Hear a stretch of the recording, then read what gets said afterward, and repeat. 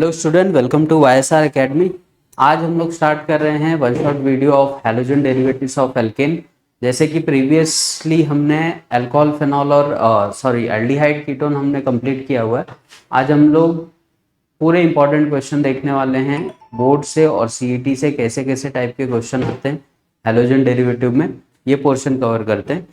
तो देखो, सबसे पहले हैलोजन डेरिवेटिव जो है, ठीक है, हैलोजन डेरिवेटिव्स अगर देखें तो ये one of the most important chapter है हमारे ऑर्गेनिक केमिस्ट्री का।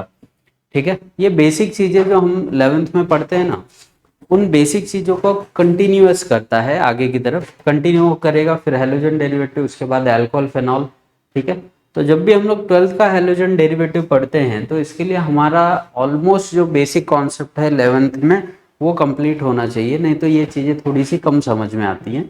राइट, जैसे आप लोग देख रहे हैं कि ये 5 मार्क का चैप्टर है विदाउट ऑप्शन। अगर हम लोग लेके चले 5 मार्क का आ रहा है, विद ऑप्शन हम लोग लेके चले 7 मार्क का। तो बोलने का ये मतलब है कि हम लोग इसको ऑप्शन में नहीं रख सकते। ठीक है, ऑप्शन में नहीं रख सकते, हमको लेके चलना ही पड़ेगा। मेजर चैप्टर है और ये अगर नहीं आ रहा है हमको तो अल्कोहल फेनॉल भी नहीं आएगा और एल्डिहाइड कीटोन और अमाइंस भी भूल जाओ।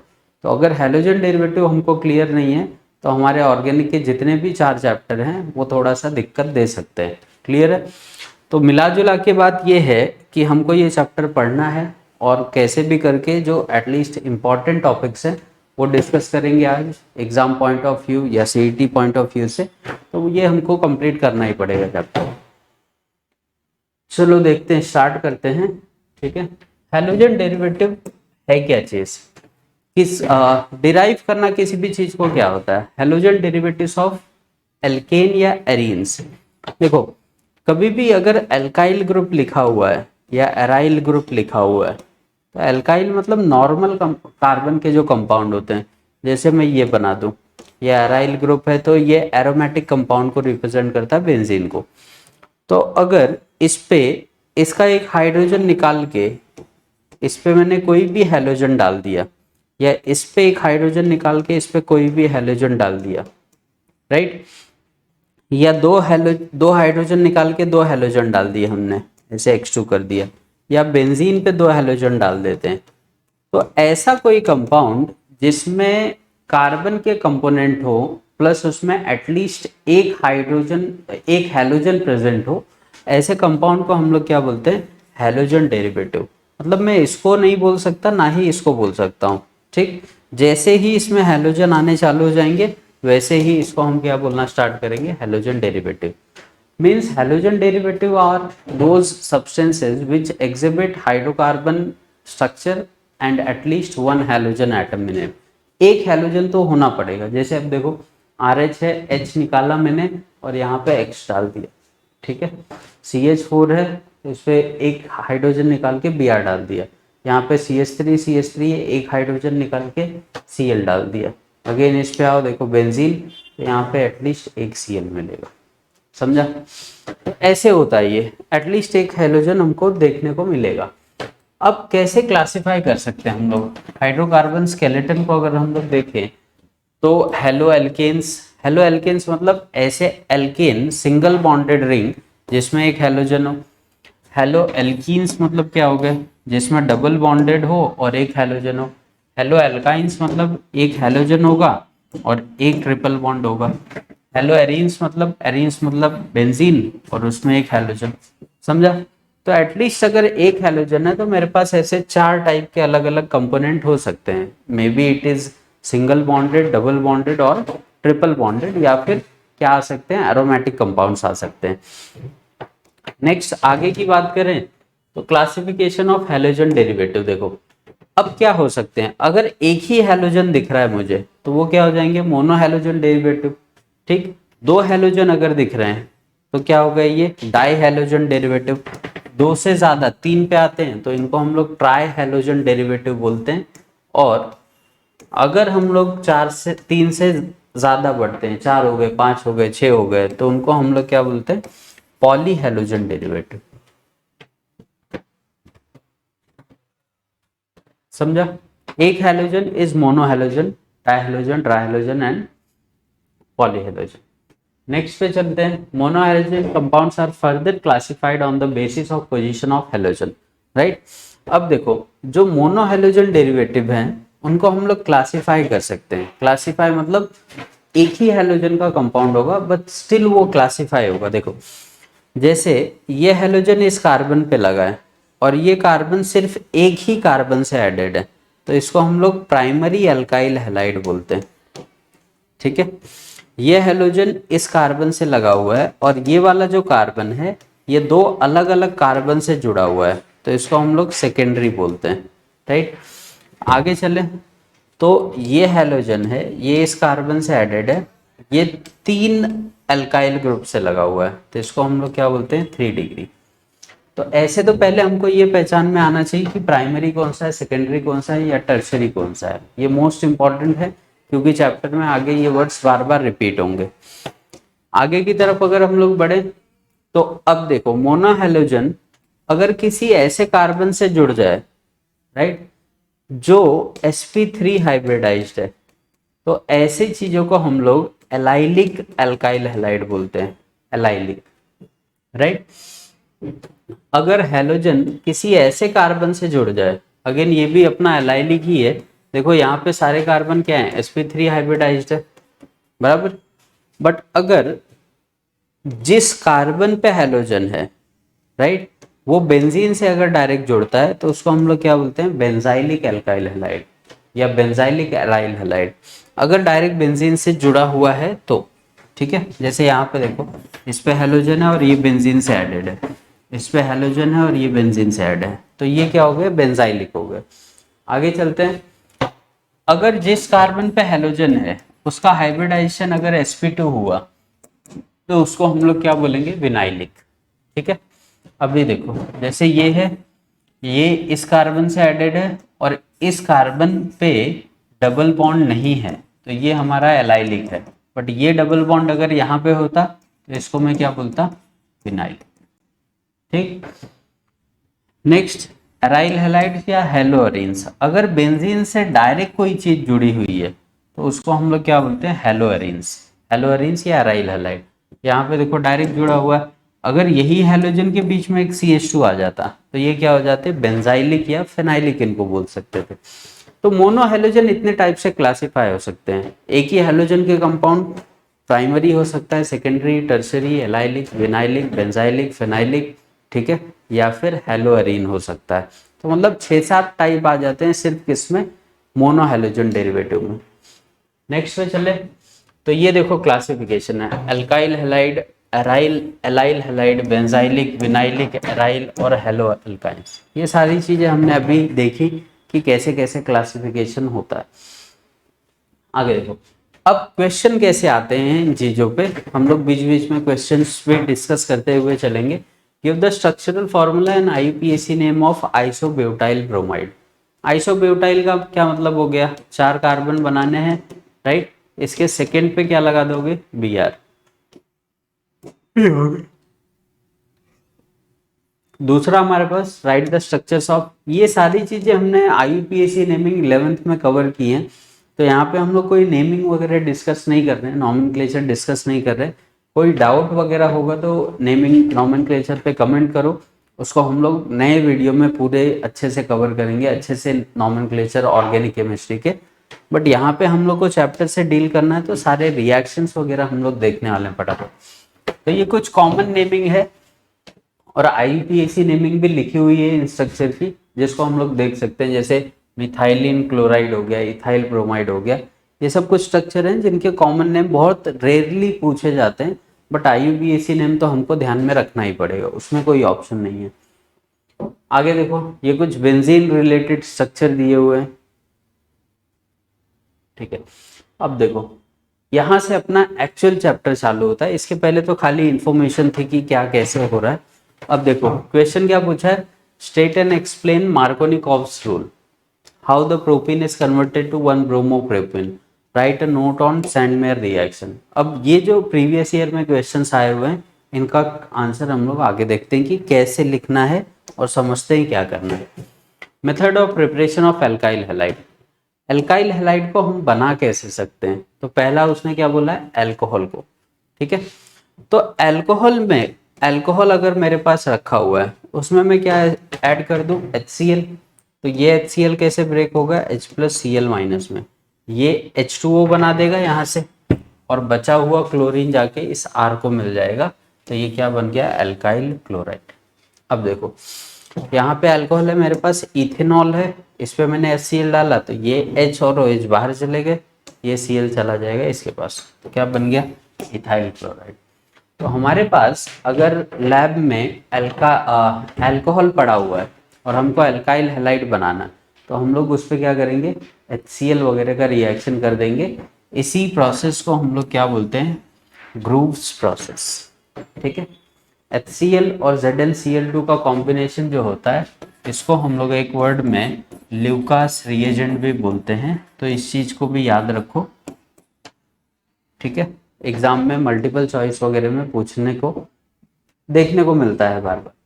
नेक्स्ट पे चले।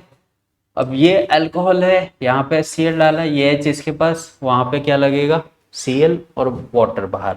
टर्शरी अल्काइल हैलाइड है, OH गया H से और वो बाहर। ठीक है। तो दिख रहा है यहाँ पे सेकेंडरी बन रहा है हमारे पास, और यहाँ पे कौन सा फॉर्मेट बन रहा है, टर्शरी। ऑर्डर ऑफ रिएक्टिविटी किसकी तेज होती है, टर्शरी की, फिर सेकेंडरी की, और फिर प्राइमरी की, अगर कंपेयर करने को बोल रहा है तो। नेक्स्ट पे चलते हैं। यूजिंग हाइड्रोजन ब्रोमाइड, HBr अगर हम लोग डाल दें तो ये OH H के साथ जाएगा, यहाँ पे क्या लगेगा, Br। अब इसके साथ डाला है तो ये Br यहाँ पे, ये H यहाँ पे, ये OH इसके पास, ये Br यहाँ पे। ठीक है।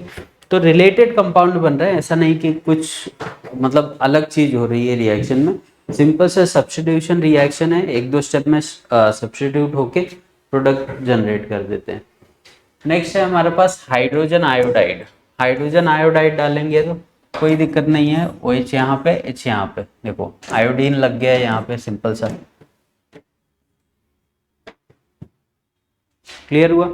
सब्स्टिट्यूशन रिएक्शन है, इसके ऊपर के रिएजेंट हमको थोड़ा से ध्यान में रखने पड़ेंगे कि Ni डालेंगे तो, या फिर अगर हम लोग HBr यूज कर रहे हैं तो क्या यूज करेंगे, HCl यूज कर रहे हैं तो क्या करेंगे, उस पर थोड़ा सा ध्यान रखें।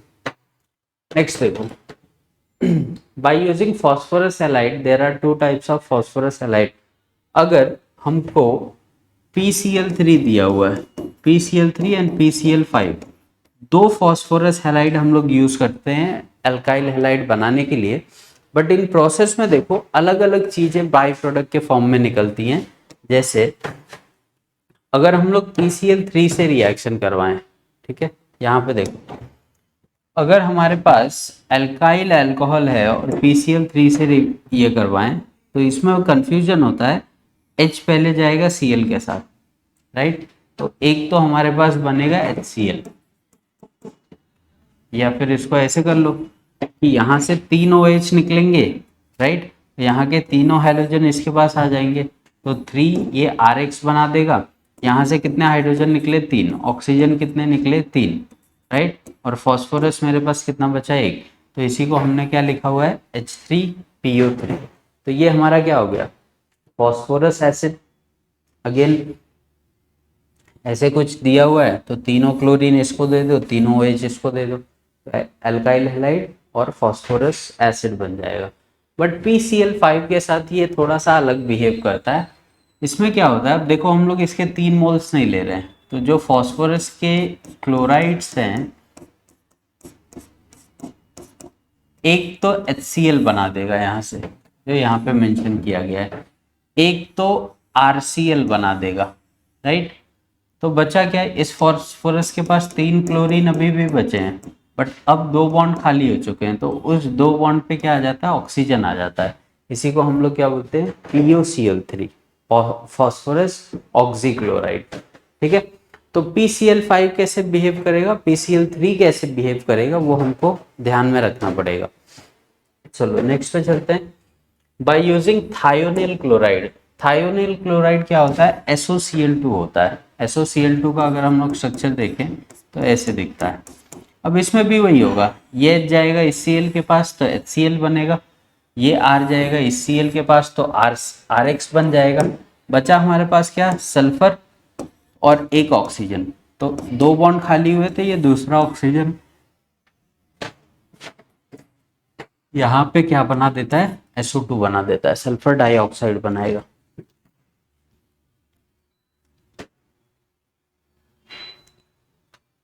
ठीक है, तो इथाइल अल्कोहल में अगर SOCl2 डाल रहे हैं तो इथाइल क्लोराइड बनेगा, SO2 और HCl की गैस बनेगी।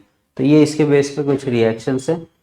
नेक्स्ट, फ्रॉम एल्कीन, अगर मान लो कि मैं लैब में एंटर करता हूँ और मेरे पास एल्कीन रखा हुआ है। एल्कीन मतलब क्या होते हैं, डबल बॉन्डेड कंपाउंड। अब अगर एल्कीन सिमेट्रिकल हुआ, सिमेट्रिकल मतलब जो इक्वल पार्ट में एल्कीन डिवाइड हो जाए, देखो दो इक्वल पार्ट में डिवाइड हो रहे हैं तो ये सिमेट्रिकल एल्कीन है। इस पे अगर मैं HCl डालूं तो ये एडिशन रिएक्शन देते हैं, किसी पे भी H चला जाएगा, किसी पे भी Cl चला जाएगा। तो कहीं पे भी Cl लगा लो, कहीं पे भी H लगा लो, कोई फर्क नहीं पड़ने वाला। यहाँ पे जैसे मैंने HI डाला तो इसको H दे दो, इसको I दे दो, कोई फर्क नहीं पड़ेगा। इक्वल पार्ट में सब्स्टिट्यूशन होगा और ये एडिशन रिएक्शन फॉर्म होगी अल्काइल हैलाइड के फॉर्म में। बट अगर गलती से मैंने अनसिमेट्रिकल एल्कीन लिया, तो अनसिमेट्रिकल एल्कीन मतलब इनको जब डिवाइड करोगे बीच से तो यहाँ पे अलग चीज़ें बनेंगी, यहाँ पे अलग। अब इस पे अगर हम लोग ने HBr डाला, राइट, तो इसी को हम बोलते हैं मार्कोनिकॉव्स रूल। और मार्कोनिकॉव्स रूल क्या बोलता है कि अगर हमारे पास अनसिमेट्रिकल एल्कीन हुआ तो ये जो नेगेटिव पार्ट है वो ऐसे कार्बन पे जाके अटैच होगा जो सबसे कम हाइड्रोजन एग्जिस्ट करता है। ठीक है, तो Br लगेगा इस पे और H लगेगा इस पे। ये फिक्स रिएक्शन है। ठीक है, ऐसे ही प्रोसीड करेंगे। अगर हम लोग ने इसको ऐसे बनाया तो ये माइनर प्रोडक्ट हो जाएगा और ये हमारा क्या होगा, मेजर प्रोडक्ट होगा। तो जिस पे कम हाइड्रोजन दिख रहे हैं उस पे जाके हेलोजन को लगा देंगे। इसी को मार्कोनिकॉव्स रूल बोलते हैं। नेक्स्ट है हमारे पास एंटी मार्कोनिकॉव्स रूल। अगर वो सेम रिएक्शन एक अनसिमेट्रिकल एल्कीन लेके इस पे अगर मैंने HBr का रिएक्शन किया इन प्रेजेंस ऑफ पेरोक्साइड, अगर पेरोक्साइड के प्रेजेंस में ये रिएक्शन होती है तो अब H प्लस जाए, Br माइनस जाएगा हाइयर वाले पे और H प्लस जाएगा लोअर वाले पे। तो दोनों अलग बिहेव करते हैं। मार्कोनिकॉव्स रूल अलग है हमारे पास और एंटी मार्कोनिकॉव्स अलग है। मार्कोनिकॉव्स में लोअर वाले पे जाएगा और एंटी मार्कोनिकॉव्स में हाइयर पे जाएगा। तो ये दो चीज़ें याद रखनी है। अब मार्कोनिकॉव्स रूल और एंटी मार्कोनिकॉव्स रूल हमको पहचान में कैसे आते हैं, सिंपल सा, ये चीज एरो पे लिखा हुआ तुमको मिल जाएगा। अगर पेरोक्साइड लिखा हुआ है तब तो वो क्या प्रोसीड करेगा, एंटी मार्कोनिकॉव्स। बट अगर नॉर्मल हुआ तो ये किस पे जाएगा, मार्कोनिकॉव्स। ठीक है, तो बताओ यहाँ पे Br किस पे, इस पे, यहाँ पे H इस पे, यहाँ पे Br पेरोक्साइड दिया है तो इस पे जाएगा और H इस पे। यहाँ पे अगर हम लोग देखें तो ये सिमेट्रिकल है, सिमेट्रिकल में कोई दिक्कत नहीं, कहीं पे भी ऐड कर दो। ये अगेन क्या हो गया, अनसिमेट्रिकल है। असिमेट्रिकल है तो I किस पे जाएगा, लोअर पे, और H किस पे जाएगा, हाइयर। तो ये चीज़ें ध्यान में रखनी है हमको। Halogen exchange method. ठीक है, अब हमारे पास एक मेथड आता है हेलोजन एक्सचेंज, जिसमें फिंकलस्टीन मेथड और Swarts reaction is the most important reaction. मतलब एक या दो ही मार्क के लिए आते हैं बट अल्टरनेटिवली एग्जाम्स में पूछता है। कॉन्सेप्ट क्या है कि अगर हम लोग के पास ऑलरेडी अल्काइल हैलाइड है और मुझे इसका हैलोजन बदलना है किसी दूसरे हैलोजन से, तो मैं क्या करता हूँ, उसको जनरली आयोडीन को अगर रिप्लेस करना होता है तो हम लोग सोडियम आयोडाइड लेते हैं, ड्राई एसीटोन के प्रेजेंस में आयोडीन यहाँ पे आ जाएगा और Cl के पास N। तो इसको बोलते हैं हेलोजन एक्सचेंज। मतलब दूसरे सब्सटेंस से ये हेलोजन को क्या करता है, एक्सचेंज करता है और ऐसे कंपाउंड्स बनाता है। जैसे ये हो गया हमारे पास। ठीक है, यहाँ पे Cl है तो ये Na के पास जाएगा, ये I के पास। अब नेमिंग रिएक्शन है तो ये चीज़ हमको ध्यान में रखनी पड़ेगी। नेक्स्ट देखो स्वार्ट्स रिएक्शन।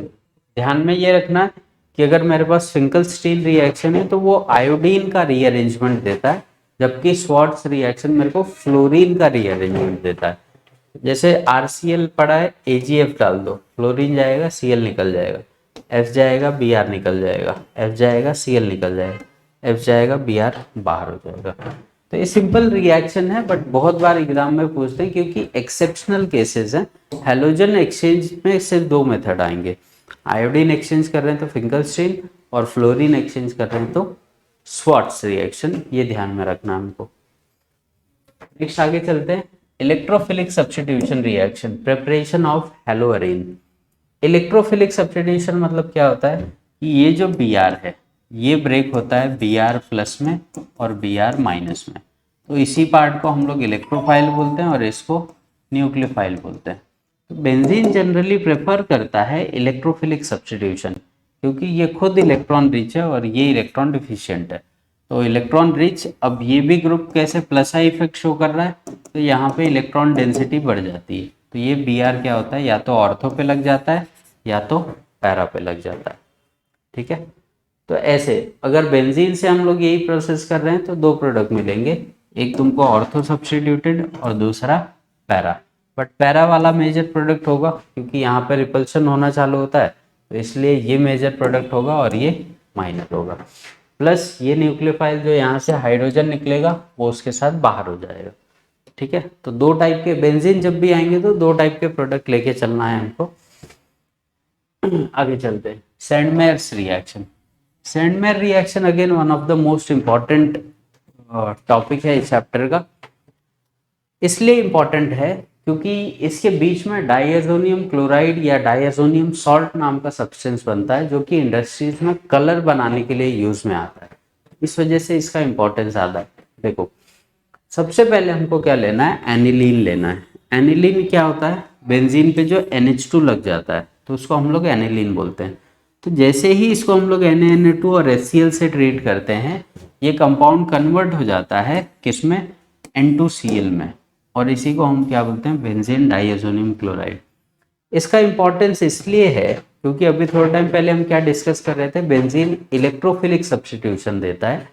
सैंडमेयर रिएक्शन अकेला एक रिएक्शन है जहां पे बेंजीन न्यूक्लियोफिलिक सब्स्टिट्यूशन रिएक्शन देता है। अब न्यूक्लियोफिलिक में क्या होगा, अगर इस पे मैंने CuCl डाल दिया या CuBr2 डाल दिया होता तो इसमें Br जो है वो न्यूक्लियोफाइल है, Br इसको रिप्लेस करेगा और ये सारा कुछ बाहर चला जाएगा। मतलब यहाँ पे लग जाता Br और बाहर क्या जाता N2 गैस। तो जो भी न्यूक्लियोफिलिक पार्ट होगा, देखो अब ये डाइएजोनियम सॉल्ट था मेरे पास, इस पे मैंने Ki डाला तो आयोडीन जाके लग गया, Br डाला तो Br जाके लग गया। जो न्यूक्लियोफिलिक पार्ट तुमको दिखता है उसको लेके जाके बेंजीन पे लगा देना है, इसी को हम सैंडमेयर रिएक्शन बोलते हैं। Next physical properties. Physical properties मैंने पहले भी बोला है, रिएक्टिविटी हैलोजन की फ्लोरीन क्लोरीन ब्रोमीन के फॉर्म में जाएगी। जैसे जैसे कार्बन नंबर बढ़ेंगे वैसे वैसे मेल्टिंग पॉइंट और बॉइलिंग पॉइंट भी कंपाउंड्स का बढ़ेगा। तो उन चीज़ों को कंपेयर करके दिया हुआ, देखो इनका बॉन्ड लेंथ वगैरह कितना होगा, बॉन्ड एंथैल्पी क्या होगी। सबसे ज़्यादा ब्रेक करने के लिए किसको लग रही है एनर्जी, 452 लग रही है फ्लोरीन के लिए क्योंकि इलेक्ट्रोनेगेटिविटी ज़्यादा है। डाइपोल मूवमेंट कंपेयर करने को दिया हुआ है। तो ये थ्योरेटिकल टॉपिक्स हैं, ये तुमको खुद को पढ़ने पड़ेंगे, राइट। अब अल्काइल हैलाइड ज़्यादा रिएक्टिव इसलिए होते हैं क्योंकि कार्बन से हैलोजन जुड़ता है तो इस पर क्या आ जाते हैं, पार्शियली पॉजिटिव और पार्शियली नेगेटिव, जो रिएक्शन में मोर रिएक्टिविटी के लिए रिस्पॉन्सिबल है। आगे चले तो बॉइलिंग पॉइंट वगैरह मेंशन किया हुआ है। देखो बॉइलिंग पॉइंट सबसे ज़्यादा किसकी है, आयोडीन की, राइट, क्योंकि हाइड्रोजन बॉन्डिंग के वजह से भी थोड़ा सा फर्क पड़ता है, राइट। यहाँ पे इनके melting and boiling point discuss किए। देखो जैसे जैसे कार्बन नंबर बढ़ रहा है वैसे वैसे क्या हो रही है, बॉइलिंग पॉइंट भी बढ़ रही है। Next isomeric halides. तो अगर same number of alkyl halide हैं तो जैसे जैसे ब्रांचिंग बढ़ती है उसमें, अगर ब्रांचिंग बढ़ेगी तो बॉइलिंग पॉइंट क्या होगा, कम होगा। Boiling point is directly proportional to number of carbon, but अगर नंबर ऑफ कार्बन सेम हो गए तो हम लोग क्या देखना स्टार्ट करते हैं, ब्रांचिंग। ब्रांचिंग बढ़ेगी तो बॉइलिंग पॉइंट कम होगा। Next solubility. सॉल्युबिलिटी का फैक्टर क्या है, देखो ये बॉइलिंग पॉइंट मेल्टिंग पॉइंट वगैरह मेंशन किए। Alkyl halides are insoluble in water. Alkyl halide जो होते हैं वो पानी में कम डिसॉल्व करते हैं क्योंकि वो खुद क्या होते हैं, नॉन पोलर होते हैं, और नॉन पोलर चीज़ें नॉन पोलर में डिसोसिएट होती हैं, ना कि पोलर में, ठीक है। पोलर में कौन होगा, जो आयनिक नेचर के होंगे, और कार्बन कंपाउंड क्या होते हैं, कोवेलेंट होते हैं, जिसकी वजह से वो डिसॉल्व कम करते हैं थोड़ा सा।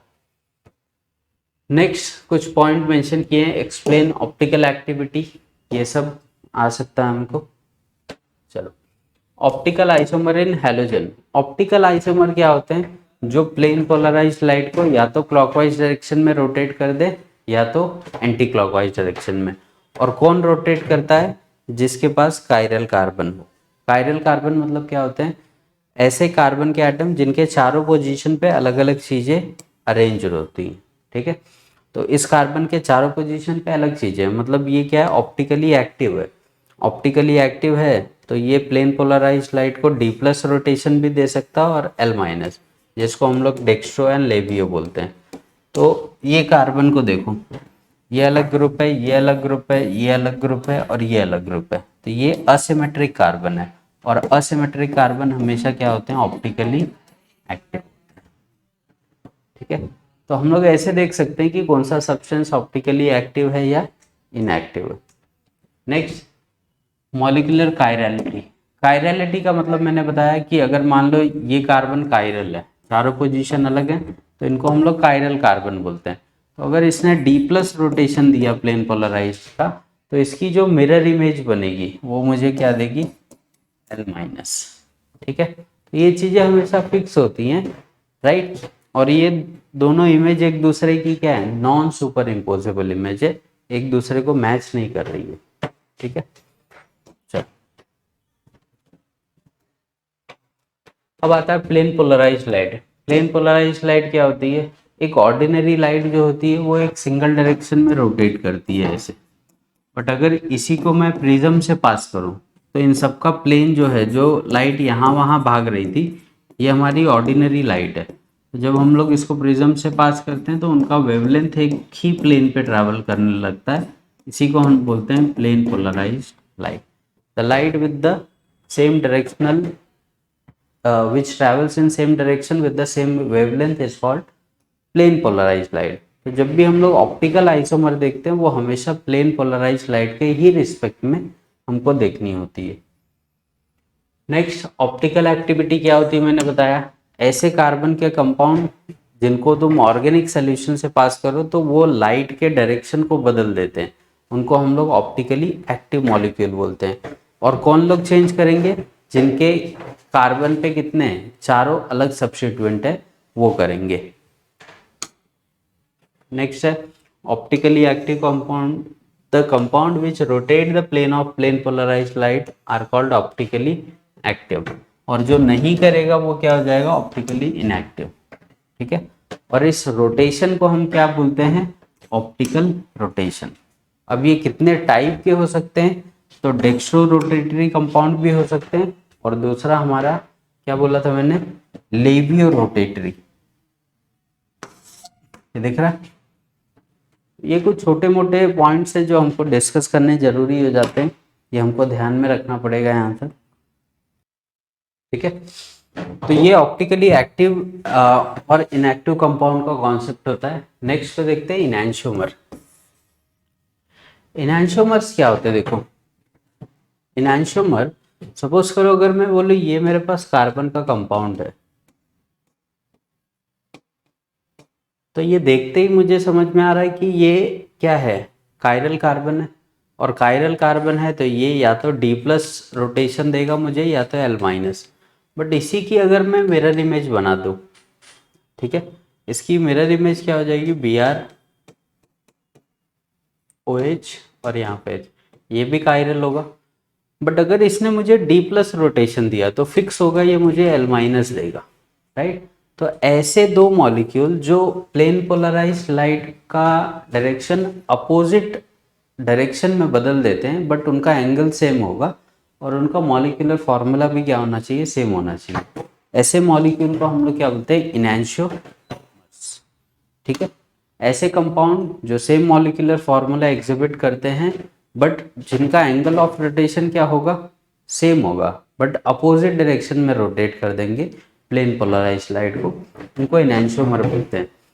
अब अगर मैं एक बीकर लेके इन दोनों का 50-50% इसमें डाल दूं, मतलब 50% डी प्लस रोटेशन और 50% एल माइनस रोटेशन, ये जो मॉलिक्यूल, ये जो नया मॉलिक्यूल कंपाउंड बनेगा हमारे पास, ये वाला, ये क्या लगता है ऑप्टिकली एक्टिव होगा या इनएक्टिव होगा? तो आंसर है हमारे पास कि ये मॉलिक्यूल इनएक्टिव होगा।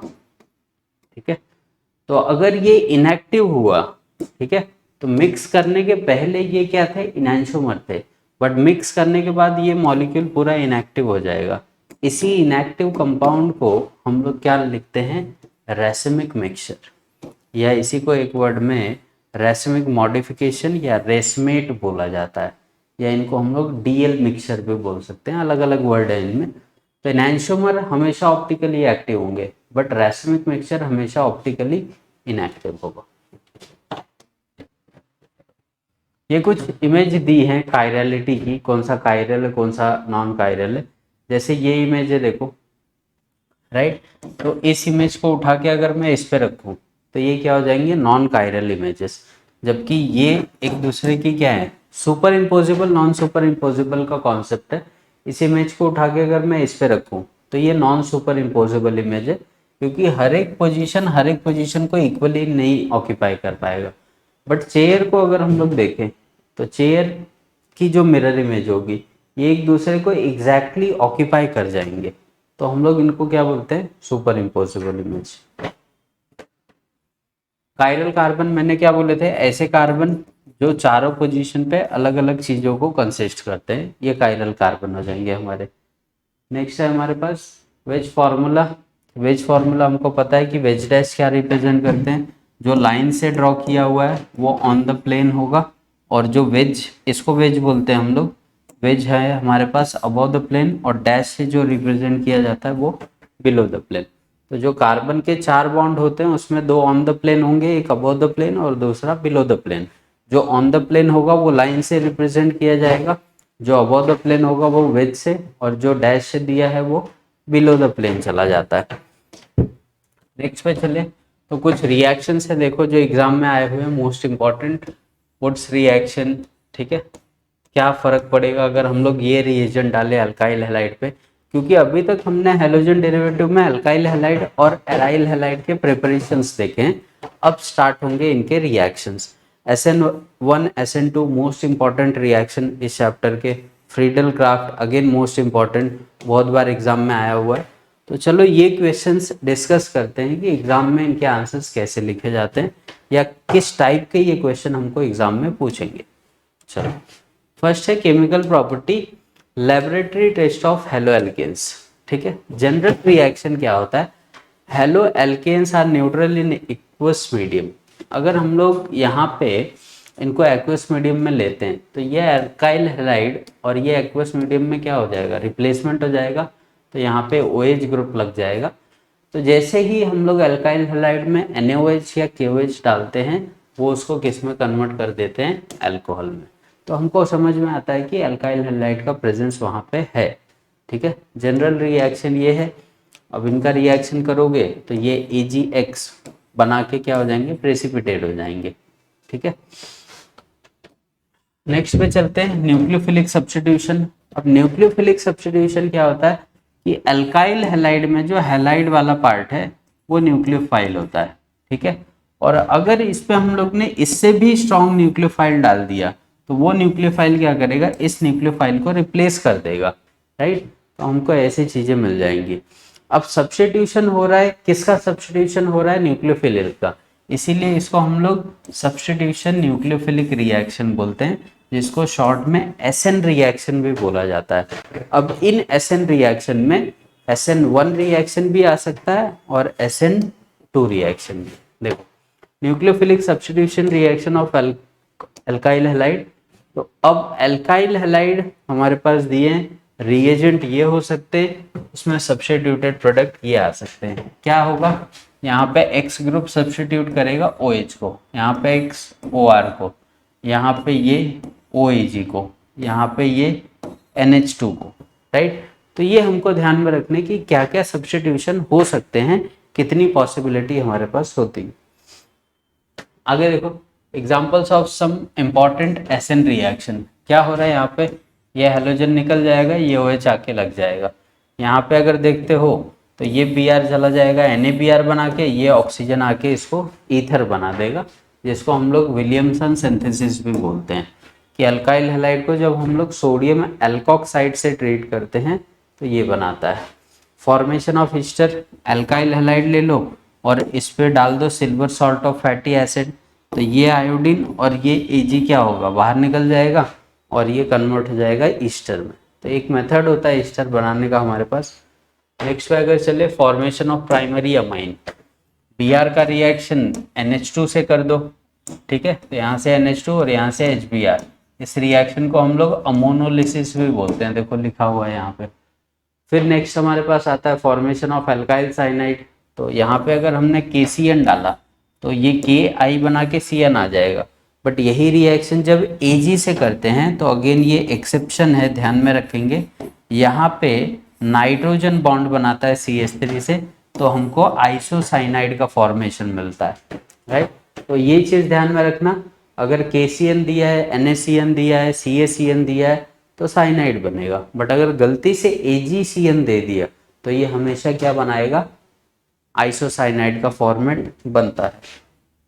नेक्स्ट की बात करें, formation of alkyl nitrile, Br और क्या यहाँ से निकल जाएगा, KBr बाहर जाएगा, ये पूरा न्यूक्लियोफिलिक पार्ट यहाँ पे आके रिप्लेस कर देगा, ठीक है। आगे चले तो यहाँ से AgBr और ये यहाँ से I यहाँ पे, ये ऑक्सीजन यहाँ पे, ठीक है। सब सिंपल से सब्स्टिट्यूशन रिएक्शन है। हैलोजन डेरिवेटिव्स की खासियत ये है कि इसके रिएक्शन बहुत सिंपल है, कोई कुछ करना नहीं होता, सिंपल रिएक्शन होती है, खाली एक बार भी अच्छे से रिवाइज कर लिया तो हो जाता है ये चैप्टर। नेक्स्ट आता है हमारे पास मैकेनिज्म ऑफ एसएन रिएक्शन। अभी हम लोग डिस्कस कर रहे थे सब्स्टिट्यूशन न्यूक्लियोफिलिक रिएक्शन क्या होता है, तो अब देखो क्या होता है। मैंने क्या बोला कि ये जो हैलोजन है ये भी एक टाइप का न्यूक्लियोफाइल है। अगर इस रिएक्शन पर हमने बाहर से कोई न्यूक्लियोफाइल डाला तो वो इस एक्स को रिप्लेस कर देता है, जिसको हम लोग क्योंकि न्यूक्लियोफिलिक का सब्स्टिट्यूशन हो रहा है इस वजह से इसको सब्स्टिट्यूशन न्यूक्लियोफिलिक रिएक्शन बोला जाता है। अब करना क्या है, इसमें दो टाइप के रिएक्शन आ जाएंगे। पहले हमको दिया है SN2 मैकेनिज्म। SN2 मैकेनिज्म में क्या होगा, अगर यहाँ पे मैं KOH वगैरह ले लेता हूँ तो ये Br निकल जाएगा और ये OH यहाँ पे अटैक करेगा। फर्क क्या है कि यहाँ पे जो न्यूक्लियोफाइल होगा वो काफ़ी स्ट्रांग होगा, राइट, और ये सिंगल स्टेप की रिएक्शन है, एक ही स्टेप में प्रोसीड कर जाएगा और जनरली ये रिएक्शन फास्ट होती है, ठीक है, फास्ट होती है। तो ये कुछ पॉइंट हैं और इस रिएक्शन को हम लोग इन्वर्जन रिएक्शन भी बोलते हैं, क्योंकि यहाँ पे जो प्रोडक्ट बनता है ना वो जैसे अभी यहाँ पे CH3Br ऐसे लगा था तो OH इसको पीछे से अटैक करता है और पीछे से अटैक करेगा तो ये इसको ऐसे कन्वर्ट कर देता है। मतलब इस स्ट्रक्चर को अगर ये ऐसे है तो ये इसको पलटी कर देगा। सपोज करो कि ये स्ट्रक्चर ऐसे था, यहाँ से न्यूक्लियोफाइल ने आया तो इस स्ट्रक्चर को वो ऐसे कन्वर्ट कर देगा, राइट, उसका इन्वर्जन हो जाता है, स्ट्रक्चर पूरा बेंड हो जाता है। तो ये जो 4 पॉइंट मैंने बताया ये ध्यान में रखना है। अब इसकी स्टोइकियोमेट्री देखो, जैसे मैंने एक्सप्लेन किया कि यहाँ पे Br होता है और पीछे साइड से OH अटैक करता है, तो जैसे ही OH अटैक करेगा यहाँ से Br तो निकल जाएगा, बट ये सारा स्ट्रक्चर जो है देखो पलटी हो गया, इसका ये जो H था वो पीछे की तरफ चला गया, ये H आगे आ गया, ये वाला हाइड्रोजन भी पीछे चला गया, ठीक है। कैसी रिएक्शन होती है, फास्ट स्टेप की रिएक्शन है, बहुत तेजी से चलती है और यही इसका क्या होता है, रेट डिटरमाइनिंग स्टेप होता है, RDS बोलते हैं ना, रेट डिटरमाइनिंग। तो सिंगल स्टेप की रिएक्शन होती है, तो इसका जो ऑर्डर है वो न्यूक्लियोफाइल और ये रिएक्टेंट दोनों डिसाइड करते हैं, इसीलिए इनको SN2 रिएक्शन बोलते हैं। तो इसका ऑर्डर दो चीज़ों पे डिपेंड करता है, जिस वजह से इसको SN2 बोला जाता है, ठीक है। अब इसके कुछ फीचर्स दिए हुए हैं, जो जो पॉइंट मैंने बताए हैं वही सारे मेंशन है, तो जब हमको लिखने को आता है तो ये पॉइंट हमको मेंशन करने पड़ेंगे। जैसे अगर देखो तो अभी मैंने बोला कि इक्वल नेगेटिव चार्ज होगा, 3 सिग्मा बॉन्ड होंगे, ये खाली इनको इंट्रोडक्शन दिया हुआ है कि अल्काइल हैलाइड कैसा होगा, न्यूक्लियोफाइल जब आएगा तो कैसे बिहेव करेगा। 4 पॉइंट्स याद रखने, सब्स्टिट्यूशन न्यूक्लियोफिलिक, 2 मतलब बाई मॉलिक्यूलर रिएक्शन, जिसका ऑर्डर दो चीज़ों पर डिपेंड करता है, कितनी स्टेप में होगी, सिंगल स्टेप में होगी, ठीक है। न्यूक्लियोफाइल कैसा होना चाहिए, स्ट्रॉन्ग होना चाहिए, राइट। सबस्ट्रेट कैसा होना चाहिए, अनस्टेबल होना चाहिए। तो जितना कम सराउंडेड सबस्ट्रेट होगा उतना बेटर वो SN2 रिएक्शन दे सकता है हमको, राइट। इन्वर्जन रिएक्शन बोलते हैं, क्यों? क्योंकि जो प्रोडक्ट बनता है वो पूरा इन्वर्ट हो जाता है, अपोजिट हो जाता है। तो ये सारे पॉइंट्स याद रख के हम लोग अपने वर्ड्स में भी इनको लिख सकते हैं। नेक्स्ट आता है हमारे पास SN1 मैकेनिज्म। अब SN1 मैकेनिज्म में क्या होता है कि वहां पे देखा होगा तो एक कार्बन था, एक Br था, बट यहाँ पे हम लोग कौन सा कार्बन यूज कर रहे हैं, टर्शरी कार्बन। तो SN2 में प्राइमरी और SN1 में टर्शरी। अब इसमें जब OH माइनस आता है तो यहाँ पे हम लोग OH एक्वस मीडियम में लेते हैं, जो कि क्या होता है, काफ़ी वीक होता है। और वीक होने से होता क्या है, ये Br यहाँ से निकलता है, फिर यहाँ पे कार्बोकेटायन बनेगा, फिर ये जाके, मतलब ये 2 स्टेप में रिएक्शन होती है। पहले कार्बोकेटायन जनरेट होगा इंटरमीडिएट, उसके बाद न्यूक्लियोफाइल क्या करेगा, उस पर अटैक करेगा। तो जैसे SN2 रिएक्शन बहुत फास्ट थी, वैसे ही SN1 रिएक्शन बहुत स्लो होती है। 2 स्टेप में जब एग्जिस्ट करती है तो देखो, पहले स्टेप में क्या हो रहा है, स्लो स्टेप में कार्बोकेटायन बन रहा है, फर्स्ट वाली स्टेप है इसकी। सेकेंड स्टेप में क्या होगा कि अब बने हुए कार्बोकेटायन पे ये OH अटैक करेगा, और वो वाली स्टेप क्या होगी, फास्ट होगी। तो जैसे SN2 का मैंने 4-5 पॉइंट याद रखने को बोले, वैसे ही SN1 में क्या याद रखना, देखो SN1 का फुल फॉर्म क्या होगा, सब्स्टिट्यूशन न्यूक्लियोफिलिक यूनिमॉलिक्यूलर रिएक्शन। दूसरा 2 स्टेप की रिएक्शन होगी, उसमें एक स्लो स्टेप होगा, एक फास्ट होगा। स्लो वाली स्टेप को हम रेट डिटरमाइनिंग स्टेप बोलते हैं, ठीक है। फास्ट वाले का कोई लेना देना नहीं है। नेक्स्ट पॉइंट, इसका जो रेट है वो खाली कौन डिसाइड करता है, उसका रिएक्टेंट, क्योंकि जब तक कार्बोकेटायन नहीं बनेगा तब तक रिएक्शन प्रोसीड नहीं करेगी, ठीक है। तो इसका रेट खाली एक ही चीज़ पर डिपेंड करता है, इसके लिए इसको हम लोग यूनिमॉलिक्यूलर या फर्स्ट ऑर्डर रिएक्शन बोलते हैं, ठीक है। सिंगल स्टेप की रिएक्शन SN2 थी, SN1 क्या होगा, 2 स्टेप का रिएक्शन, वो फास्ट होती है, ये स्लो। अब इसमें कोई इन्वर्जन नहीं होता है, ठीक है।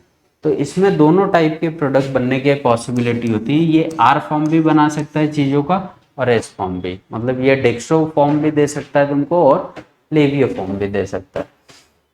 देखो कुछ फीचर्स दिए हैं SN1 रिएक्शन के, तो ये हमको एग्जाम्स में एक याद करके रखोगे तो मतलब थोड़ा सा बेटर हो जाता है हमको नोट्स वगैरह प्रॉपरली बनाने के लिए। बाकी जितने पॉइंट्स मैंने बताए हैं उसको भी हम लोग इजीली लिख सकते हैं अपने हिसाब से, वो भी गलत नहीं होंगे।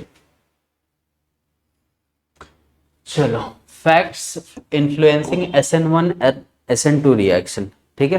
कौन कौन से ऐसे फैक्टर्स हैं जो SN1 रिएक्शन और SN2 रिएक्शन को पहचानने में हेल्प करते हैं? तो प्राइमरी क्या देगा, कभी भी SN2 देगा। सेकेंडरी क्या देगा, ये SN1 भी दे सकता है और SN2 भी दे सकता है, डिपेंड करेगा न्यूक्लियोफाइल के ऊपर, ठीक है। और टर्शरी मेजरली क्या देता है हमको, कभी भी SN1 रिएक्शन देता है, ठीक। तो ये हो गया अल्काइल हैलाइड के टाइप की कौन सा रिएक्शन मुझे दे सकते हैं। नेक्स्ट देखो, फॉर SN1 प्राइमरी क्या देगा, अभी मैंने बोला प्राइमरी क्या देता है हमको, SN2। सेकेंडरी दोनों भी दे सकते हैं, जबकि टर्शरी हमको हमेशा क्या देगा, SN1 रिएक्शन देगा। नेक्स्ट बात करें न्यूक्लियोफिलिसिटी एंड रिएजेंट, सॉल्वेंट की पोलैरिटी, राइट। सॉल्वेंट अगर तुम्हारा ज़्यादा पोलार नेचर का है, मतलब उसके पास अगर न्यूक्लियोफाइल बनाने की टेंडेंसी है, तो वो खुद रिएक्शन में पार्टिसिपेट करने लगता है, ठीक है। SN1 रिएक्शन में हम लोग सॉल्वेंट को ही एज ए न्यूक्लियोफाइल लेके चलते हैं, जबकि SN2 में मैकेनिज्म में हमको बाहर से KOH वगैरह लेना पड़ता है, वो भी अल्कोहलिक मीडियम में। यहाँ पे जो हम लेते हैं वो वाटर को भी एज ए न्यूक्लियोफाइल लेके चल सकते हैं, कोई दिक्कत नहीं होती, क्योंकि यहाँ पे हमको स्लो न्यूक्लियोफाइल चाहिए होता है, जबकि यहाँ पे फास्ट। नेक्स्ट, एलिमिनेशन रिएक्शन या डीहैलोजनेशन रिएक्शन। अब किसी भी अल्काइल हैलाइड में अगर हैलोजन है, उसके बाजू वाले पे हाइड्रोजन है, ठीक है। जैसे इसमें हम लोग KOH डालते हैं, ये डिवाइड होता है K+ और OH- में, तो ये X चला जाता है K के पास, H चला जाता है O के पास। हीटिंग के वजह से यहाँ पे फॉर्म होता है डबल बॉन्ड, राइट। तो एलिमिनेशन रिएक्शन हमेशा क्या होगा, हमेशा हमको क्या बना के देता है, डबल बॉन्डेड प्रोडक्ट बना के देता है। यहाँ पे बी आर है तो अब के बी आर बनेगा और ओ एच क्या करेगा, यहाँ से एच निकालेगा। तो यहाँ पे दिख रहा है इन दोनों के बीच में यहाँ पे डबल बॉन्ड आ जाएगा। यहाँ पे सी एल है तो के साथ अब ये भी अपना हाइड्रोजन लूज कर सकता है और ये भी, तो यहाँ पे भी डबल बॉन्ड बना सकते हो और यहाँ पे भी। ठीक है, तो ऑप्शनल है, या तो यहाँ पे बनाओगे या तो यहाँ पे, दोनों पे एक साथ नहीं बनाते हम लोग, जहाँ से हाइड्रोजन निकलेगा वहाँ से बनाएंगे। नेक्स्ट दिया हमको सेट्जेफ एलिमिनेशन। अभी जो हम एलिमिनेशन कर रहे हैं, मैंने क्या बोला कि Cl के साथ जाएगा और OH के पास दो ऑप्शन है, यहाँ से भी हाइड्रोजन निकाल सकता है और यहाँ से भी। तो हमें एक एल्कीन यहाँ बना सकते हैं और दूसरा यहाँ पे। तो सेट्जेफ का रूल क्या बोलता है कि एलिमिनेशन में हमेशा ऐसे एल्कीन बनाएंगे जो ज़्यादा सराउंडेड होगा, वो तुम्हारा प्रोडक्ट सही होगा। बट अगर तुमने कम सराउंडेड बनाया तो वो प्रोडक्ट हमारा गलत हो जाएगा। जैसे ये है, देखो खाली कितना बन रहा है 20%, जबकि मोर सराउंडेड कितना बन रहा है 80%। तो सेट्जेफ का कॉन्सेप्ट ही यही है कि एलिमिनेशन रिएक्शन में जो एल्कीन बनेगा it should be more surrounded by alkyl group.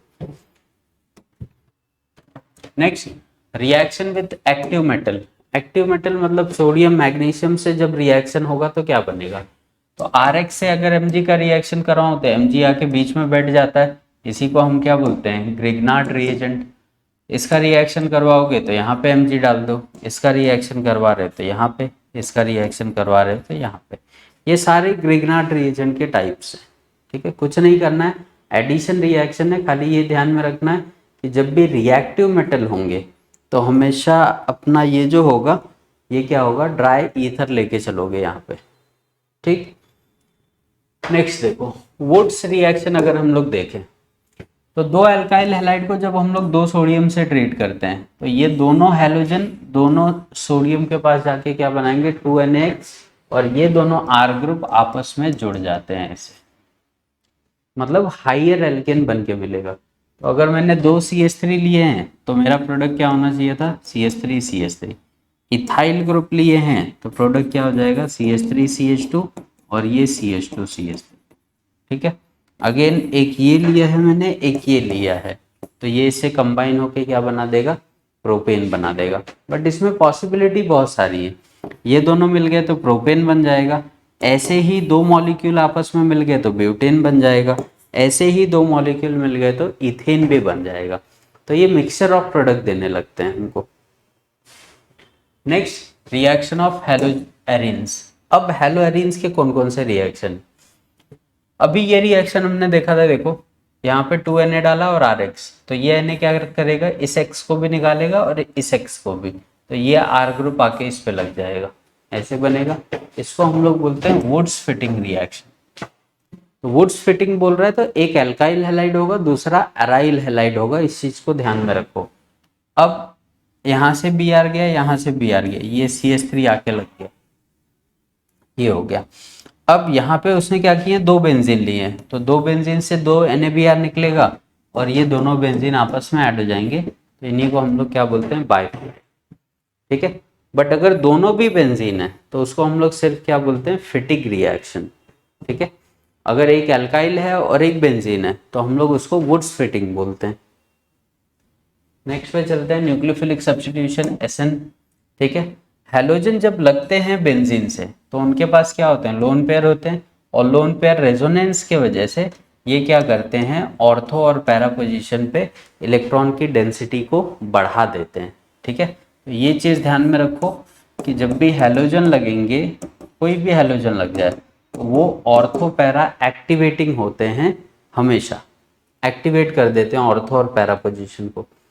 तो देखो अब अगर इस पे हमने ये लिया हुआ है, क्लोरोबेंजीन है हमारे पास, पी क्लोरोनाइट्रोबेंजीन, बराबर।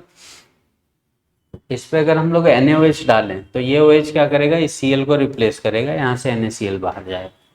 तो यहाँ पे है हमारे पास, तो ये Cl इसके साथ बाहर जाएगा और यहाँ से क्या OH ग्रुप आके लग जाएगा। अगेन ये Cl निकाल दो और वाटर का OH यहाँ पे जोड़ दो, इसी को हम पिक्रिक एसिड बोलते हैं। ये स्ट्रक्चर मोस्ट इंपॉर्टेंट है, एग्जाम में पूछ सकता है इसका IUPAC में। Next, electrophilic substitution. अगर क्लोरोबेंजीन है तो मैंने क्या बोला, ऑर्थो और पैरा पोजीशन एक्टिवेट होती है तो दूसरा क्लोरीन लगा दो पैरा पोजीशन पे। ऑर्थो भी लगा सकते हैं और पैरा भी, बट ऑर्थो में रिपल्शन होगा तो ये माइनर प्रोडक्ट होगा और ये हमारा मेजर प्रोडक्ट होगा। नेक्स्ट की बात करें, HNO3 लगाना है तो ये OH और NO2 में ब्रेक होगा तो ये NO2 आके यहाँ पे लग जाएगा। अगेन ये मेजर प्रोडक्ट है, ये माइनर प्रोडक्ट है। नेक्स्ट पे अगर हम लोग देखें सल्फोनेशन कर रहे हैं तो सल्फोनेशन में SO3H डिवाइड होके आएगा, ये भी पैरा पे लग जाएगा। ठीक है, समझ में आ रही है चीजें। हैलोजन अगर लिया हुआ है तुमने तो वो हमेशा ऑर्थो पैरा सब्स्टिट्यूटेड ही प्रोडक्ट हमको बना के देगा। आगे चलते हैं, फ्रीडल क्राफ्ट एल्काइलेशन, इसको तो पहले तोड़ दो, CH3 पॉजिटिव और Cl माइनस। तो अब इसके प्रेजेंस में ऑर्थो पैरा पे क्या होगा, एल्काइल ग्रुप आके लग जाएगा और इसी वजह से इसको हम लोग एल्काइलेशन रिएक्शन बोलते हैं, क्योंकि एल्काइल ग्रुप क्या करता है, सब्स्टिट्यूट करता है।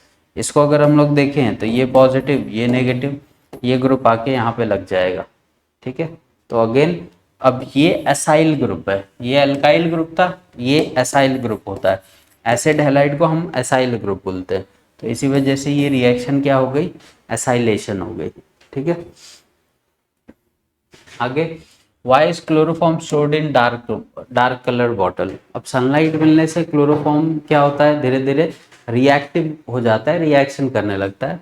तो कुछ डेली लाइफ में जो हमारे हैलोजन डेरिवेटिव के कंपोनेंट होते हैं वो हम लोग कहाँ यूज़ करते हैं, वो यूजेस देखते हैं अब, क्योंकि इस पे भी क्वेश्चन आए हुए हैं।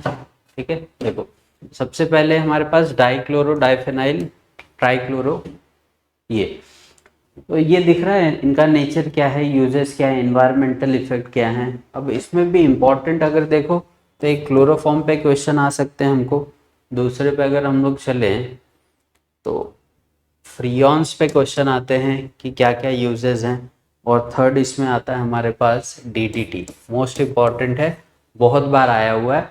ठीक है, it kills insects like mosquitoes वगैरह किल करने के लिए यूज़ करते हैं इसको। पहले इसका मैन्युफैक्चरिंग काफ़ी ज़्यादा था। मोस्ट इम्पॉर्टेंटली इसका जो स्ट्रक्चर है वो एग्ज़ाम में पूछा जाता है। DDT का स्ट्रक्चर बहुत बार आया हुआ है तो ये ज़्यादा इम्पॉर्टेंट है। ठीक है, तो कुछ लास्ट में हमारे पास कंपाउंड है जैसे क्लोरोफॉर्म हो गया, फ्रियॉन्स हो गया, इनके बारे में हमको थोड़ा सा पढ़ना पड़ेगा। ठीक, 1-2 मार्क के लिए ये आ सकते हैं। तो आज के लेक्चर में हमारा हैलोजन डेरिवेटिव यहाँ पे ख़त्म होता है। ठीक है, तो हमने सारे रिएक्शंस देखे, कौन कौन से इंपॉर्टेंट है मैंने बताया। नेक्स्ट वीडियो में हम अल्कोहल, फेनॉल और ईथर स्टार्ट करेंगे। ठीक है, जो कि हमारे ऑर्गेनिक केमिस्ट्री का सेकंड चैप्टर है। तो ऐसे करते हुए हम लोग सारे चैप्टर्स के 1 शॉट वीडियो अपलोड करने वाले हैं ताकि एग्ज़ाम के पहले तक हमारे सारे पोर्शन कवर हो सके। तो मिलते हैं नेक्स्ट टाइम नए वीडियो के साथ, तब तक इसको रेफ़र करो। कोई चीज़ें डाउट वगैरह आती हैं तो कमेंट करो, उसका सल्यूशन प्रोवाइड किया जाएगा। एग्ज़ाम पॉइंट ऑफ व्यू से अगर कोई चीज़ लगती है जो तुमको नहीं मिल रही है, क्वेश्चन पेपर्स या कोई PDF फॉर्मेट चाहिए, तो वो आप लोग कमेंट कीजिए, आपको प्रोवाइड किया जाए।